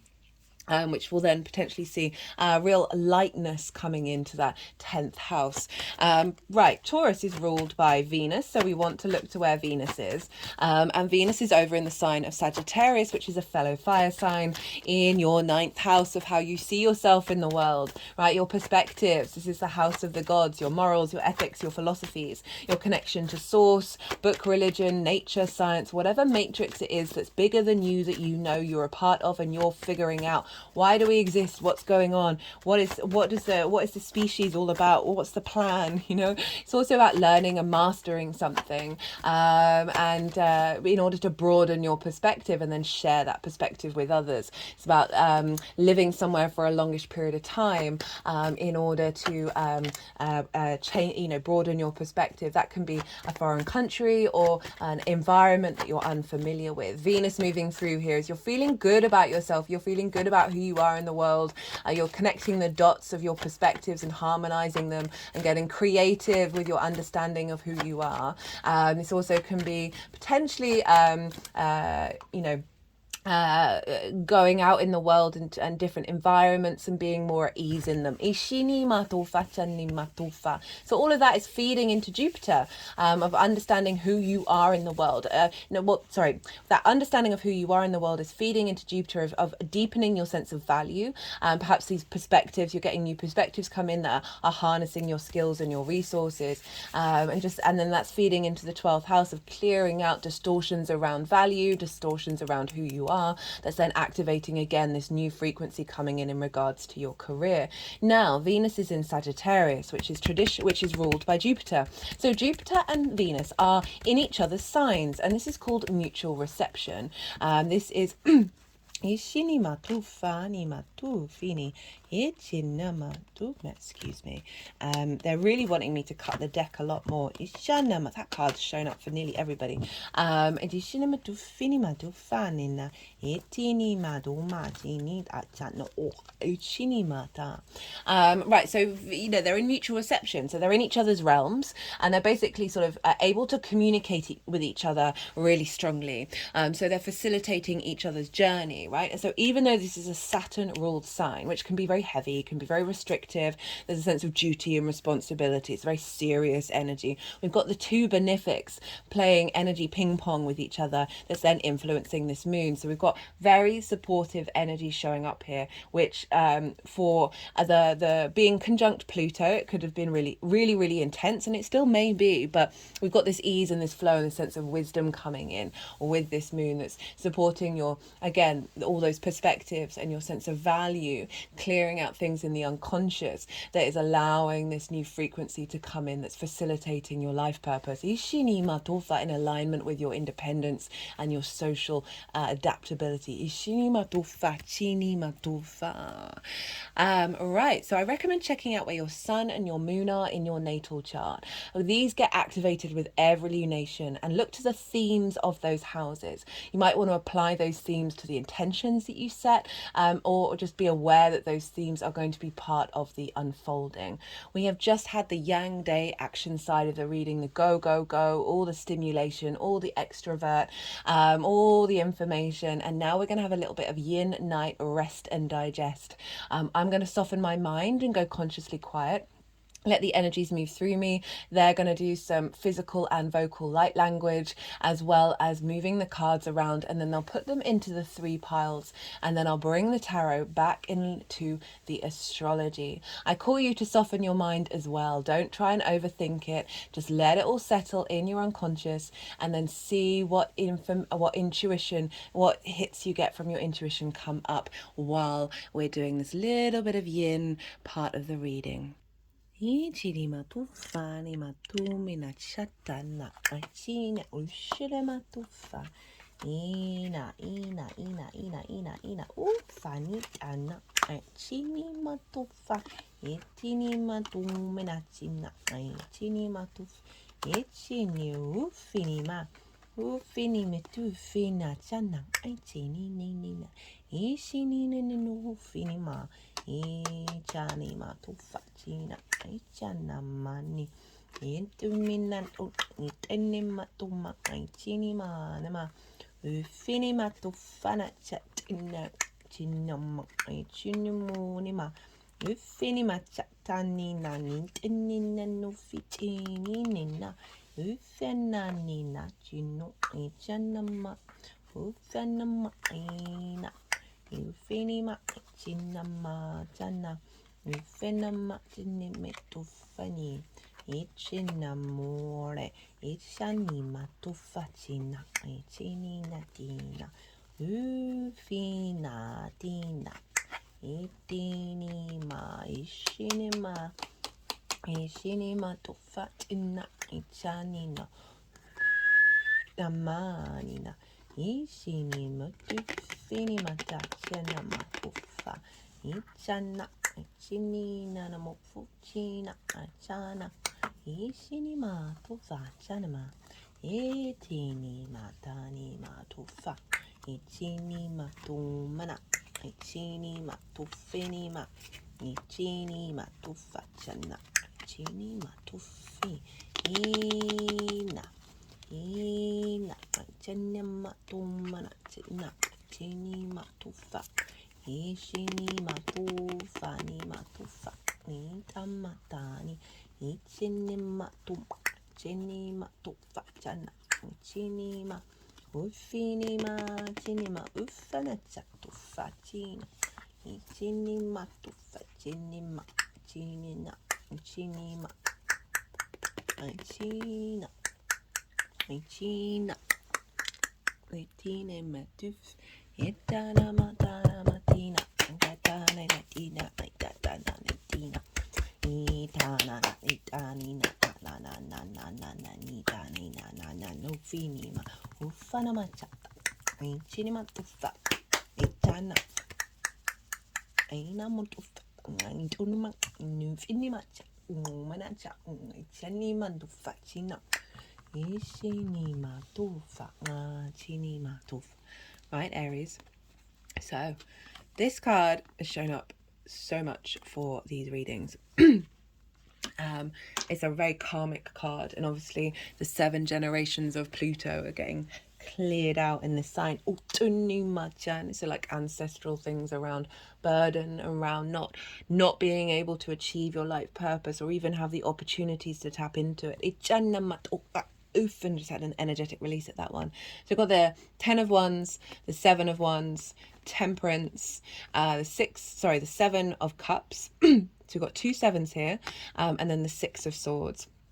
Now, the 10 of Wands and the 7 of Wands. So the 10 of Wands is right. It's like feeling.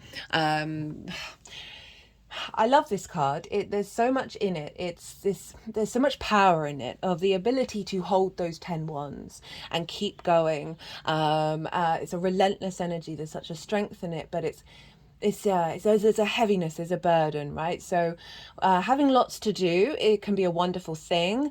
It's all about our perspective, right? But having so much on and doing so much and feeling so burnt out and so wondering, where am I, what am I doing, what am I carrying here? Is this even to do with me? Is this part of my cycle? Is this always going to be the case? So this figure is bent over. They can't see the flowers. They can't see the beautiful day, and they can't see that they're nearly home. So there's this sense of the drudgery of it, the heavy of it, of one step in front of the other. Just keep going, and it's not allowing creativity to come through.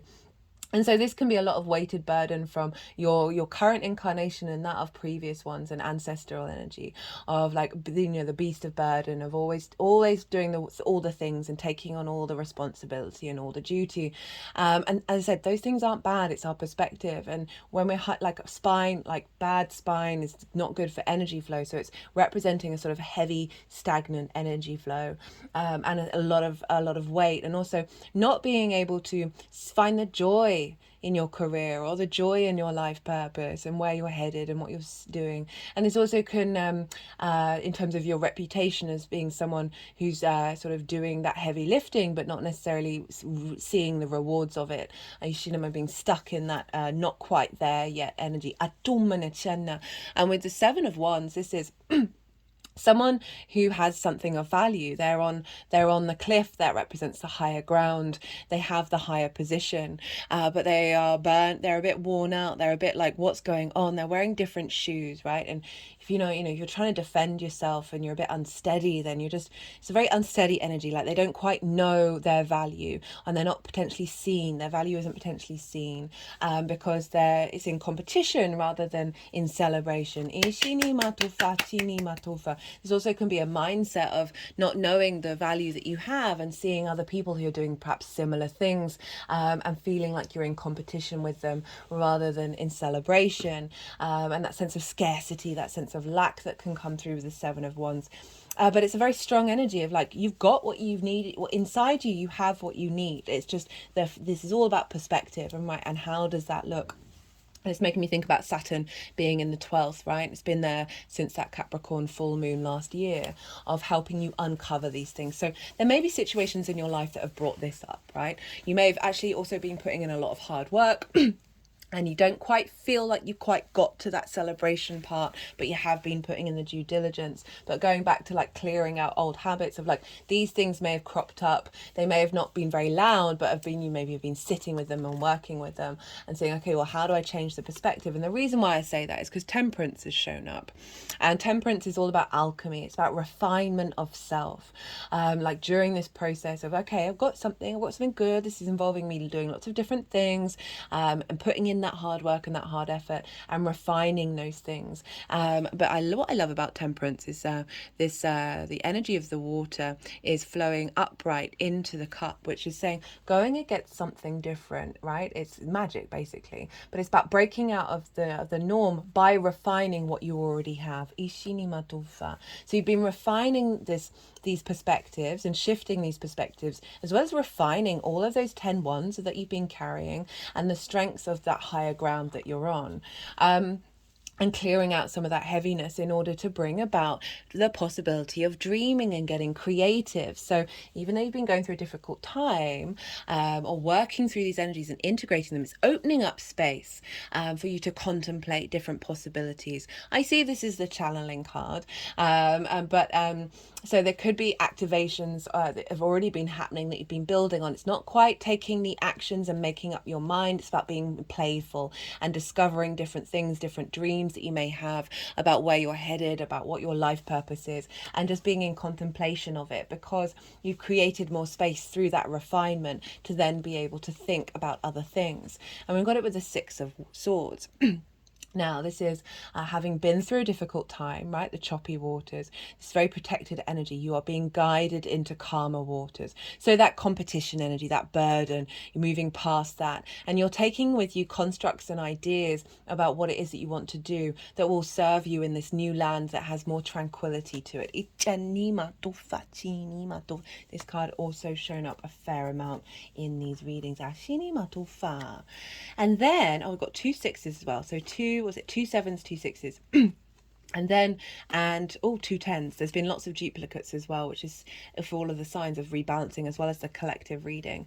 We've got, so this is the energy that's being downloaded that will unfold over the next 6 months. We've got the Magician, King of Wands, 6 of Wands, 10 of Cups, Ace of Wands. So big fire energy for your Aries. You know, as I said, this is squaring that Aries node as well as your Aries energy and activating that fire that you have, your embodiment of self, right? Bringing that into that square, embody of self in the way that you implement your work and your life purpose. The Magician is saying now, having gone through this refinement, you're activating a manifestation energy coming in, that you have the resources that you need in order to fulfill the next stage of your dream when it comes to your life purpose.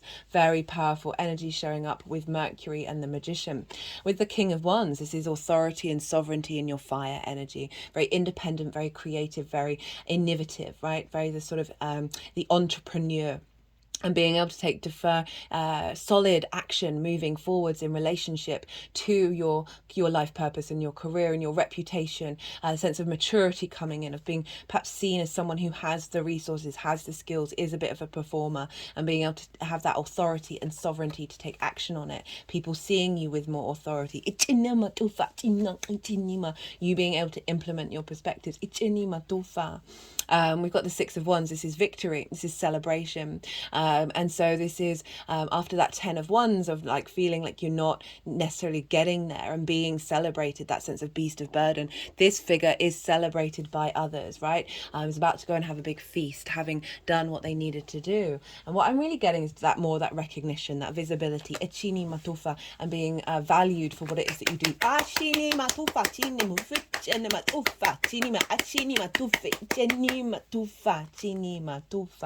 And you feeling confident and feeling good about yourself, about what it is you're striving to do and the steps that you're taking to do. Remember, this is a new moon, this is unfolding energy. We're building here, we're building and building and building.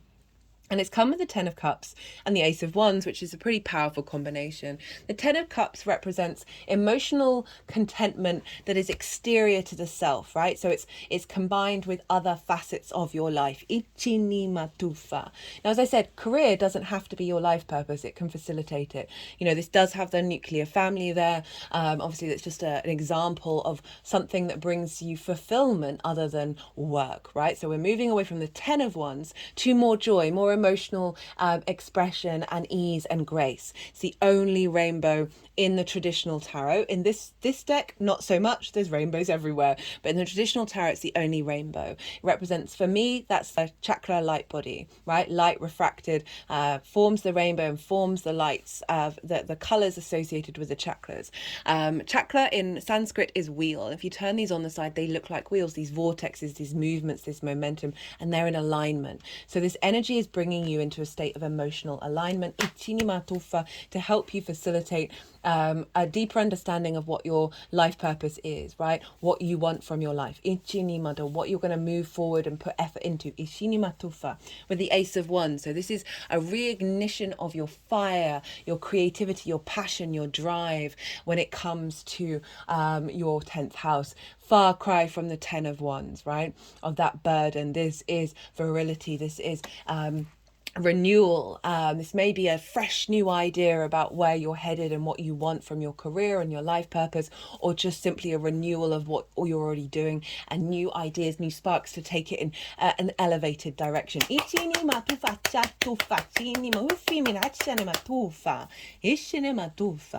And then how this energy is manifesting. Well, let's think about your perspectives as well, right?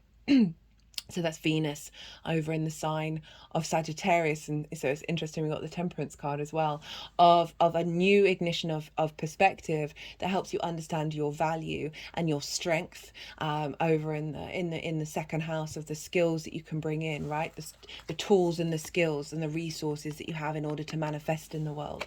That's activating a new strength of character with Saturn in the 12th, of moving away from limiting beliefs and trauma responses, that is allowing those perspectives to feed into and the connection and the joy that you have of yourself in the universe feed into your life purpose. Right, how this energy is manifesting moving forward. So we've got the Two of Cups, the Knight of Wands, the Three of Pentacles, and the World. Hello, Saturn. Great combination. This is we've got the Two of Cups here, which represents union, the masculine, feminine, and spirit all in alignment. There's the caduceus, which represents healing. It's a symbol for doctors and pharmacists, as well as Kundalini energy. So this, on a base level, in reference to the energy for you, a union with yourself, a divine union with your soul and spirit that is bringing respect, honor, dignity, and understanding of who you are and where you want to go. Also in terms of your reputation, again, eye to eye, understanding your value, the outside world seeing you clearly, seeing you with love, being in union with what it is that you're doing. Got the Knight of Wands, this moving on from that King of Wands, of being able to take action with this energy for things moving forwards, for there to be momentum in where you're headed and what you're doing.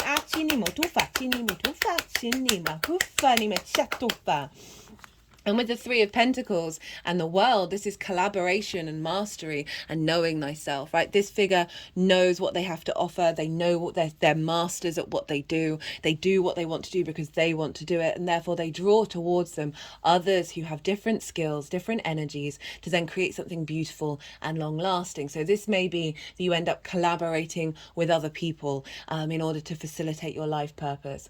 This also can be you bringing different skills and resources, second house, into collaboration with yourself that is then facilitating your life purpose. They're building something beautiful and long lasting, right? So that Capricorn energy of legacy, right, of long-term cycles, of what you're instigating now is helping facilitate that. With the World card, which is Saturn's card, it's the first card that came out in the collective reading. Know thyself and the world will open up to you.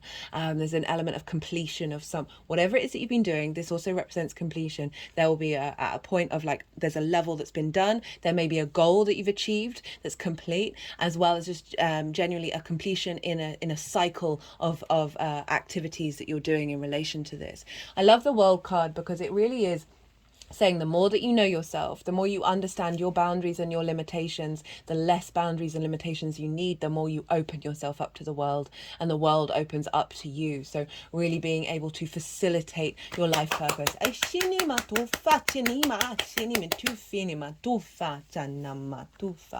Now the other side of it, so it's not just career.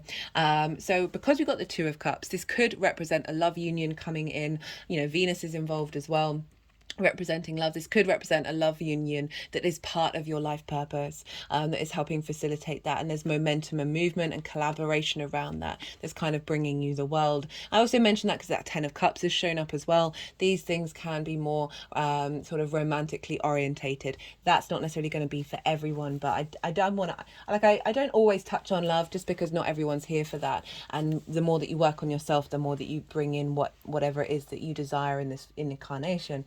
But when there are certain cards show up, I'm not gonna ignore it. It's so funny, as I was talking about that, cut the deck and got the Justice card, which is Libra, which is in your 7th house, which is business partners. So it could be a business partner that's also a romantic partner.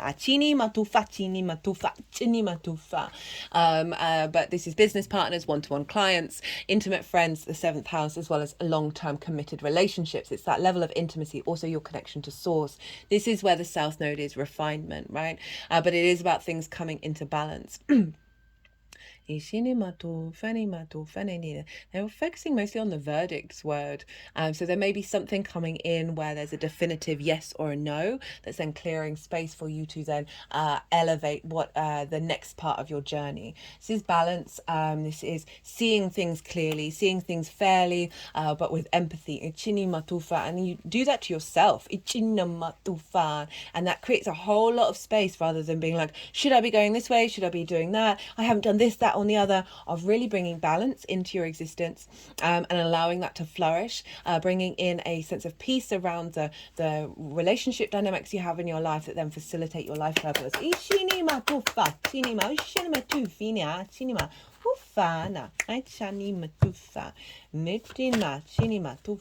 Right, let's okay, they're not wanting me to shuffle. Cut the deck and got the Death card. Change, suspension of consciousness, new life, reborn. After that Pluto transit that you've had since 2008, resurrection cards and rebirth cards have been coming up quite a lot. So there's a new life, a new vision, a new clarity of where you're headed and what you're doing is coming through.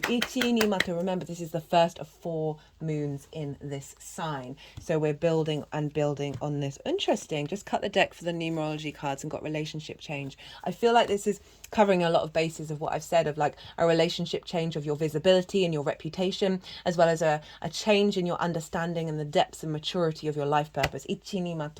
As well as those relationship dynamics in your life that then impact how you expand your life purpose. Bringing in that 3 of Pentacles of collaboration. Rather than the burden of having to do it all yourself, and also being in a state of competition, moving away from that, right, and bringing in more harmony and flow. Cut the deck and got completion. Again, as I said, there's been a lot of completion cards and a lot of resurrection cards.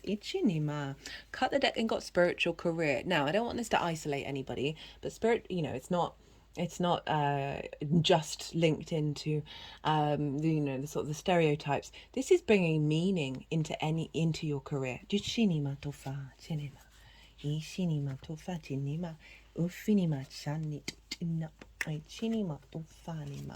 And I really love that for this lunation, because it's pretty powerful, and the more meaning that we have in that area of our life, the more expansive we can become. Right, it's pretty powerful reading. I'm going to finish there, Aries. I hope you enjoyed it. Aries, be good to yourself, be good to those around you, and most importantly, be well until we meet again.